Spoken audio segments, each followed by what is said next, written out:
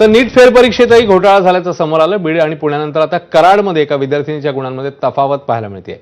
धनश्री विनोद पाटील या विद्यार्थिनीचे 145 गुण गायब झाल्याचं उघड झालंय।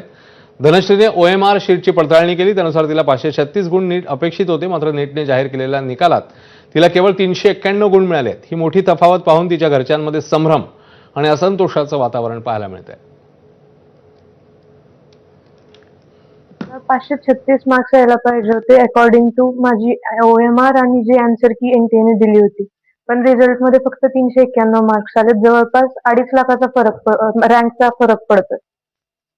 जर 536 मार्क्स आले असते तर माझा रँक 45 ते 50,000च्या मध्ये असला असता, पण आता जवळपास 3 लाखापर्यंत गेला।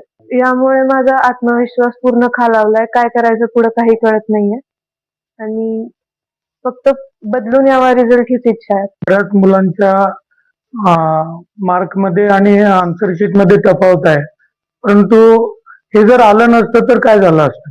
नीटचा OMR शीट आपल्याकडे आहे, आन्सर शीट आपल्याकडे आहे आणि त्याच्यामुळे आपल्याला आपली पोझिशन तरी कळते।